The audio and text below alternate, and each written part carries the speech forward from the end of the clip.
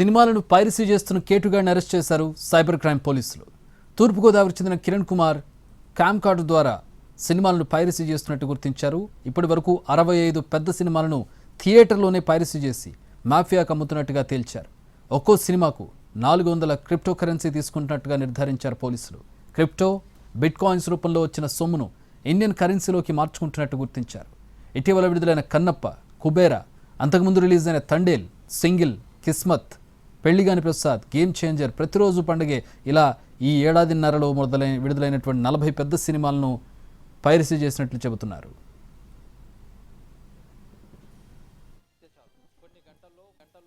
చేతుల్లోకి వచ్చేస్తుంది. అయితే పైరసీ పెద్ద మొత్తంలో దీనివల్ల నష్టపోతున్నామని చెప్పి సినీ పరిశ్రమ గగ్గోలు పెడుతుంది. దీనికి సంబంధించి పైరసీ ఎవరు చేస్తున్నారో ఇప్పటివరకు అర్థం కాని పరిస్థితి. కానీ ఏకంగా హైదరాబాద్ కేంద్రంగా పైరసీ చేస్తున్న యువకుని ఇప్పుడు పోలీసులు పట్టుకున్నారు.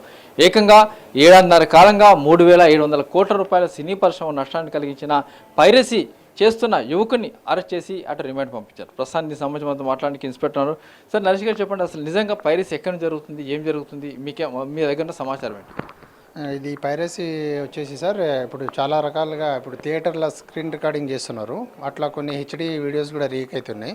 ఇప్పుడు ఏదైనా న్యూలీ రిలీజ్ అయిన మూవీస్ ఉంటాయి కదా, ఆ మూవీస్ని ఫస్ట్ షోనో లేకపోతే సెకండ్ షోనో అట్లా మూవీస్ టికెట్స్ ముందే ప్రీవియస్గానే అంటే రిలీజ్ అయిన రోజు ముందే వాళ్ళు బుక్ చేసుకొని ఆ కన్సర్న్ థియేటర్స్కి వెళ్ళి అంటే అది కూడా చూసిన థియేటర్స్ ఉంటాయి కదా, సీట్స్ ఉంటాయి కదా, మిడిల్ సీట్లో అయితే పైన అంటే రెగ్యులర్ సీట్స్ అన్ని అట్లా కంఫర్ట్గా ఉంటాయి అనమాట. అంటే స్క్రీన్ అక్కడ నుంచి కొద్దిగా విజిబుల్ బాగున్నది అటు చూస్ చేసుకొని వాళ్ళు సెలెక్ట్ చేసుకొని బుక్ చేసుకుంటారు. బుక్ మై షో త్రూ లేకపోతే ఏదో రకంగా బుక్ చేసుకొని వాళ్ళు మంచి అంటే హై ఎండ్ మొబైల్ ఫోన్స్ తీసుకెళ్ళి దాన్ని స్క్రీన్ రికార్డింగ్ చేస్తారనమాట.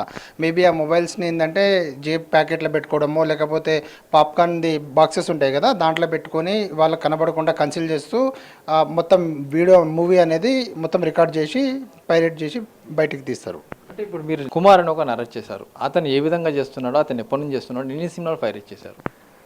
జానా కిరణ్ కుమార్ అని చెప్పేసి ఈయన యాక్చువల్లీ ఏసీ టెక్నీషియన్, అంటే మా ప్రాపర్ ఆంధ్రప్రదేశ్ అదే.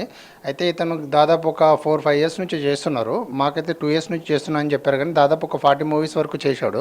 ఇతనికి ట్విట్టర్లో మామూలుగా స్క్రోల్ చేస్తుంటే సమ్ యాడ్ అనేది ఒకటి కనిపించింది. జాబ్ రిక్వైర్మెంట్ ఉంటే మాకు కంటెంట్ పంపిస్తే దానికి మేము పేమెంట్ చేస్తామని చెప్పేసి వన్ తమిళ్ ఎంవి అని చెప్పేసి ఒక సైట్, ఆ సైట్కి వెబ్సైట్కి వెళ్తే దాంట్లో మా ఈమెయిల్ ఐడి ఉంటుంది. మీరు దాంతో కాంటాక్ట్ అయితే మేము ఫర్దర్ ఏం చేయాలో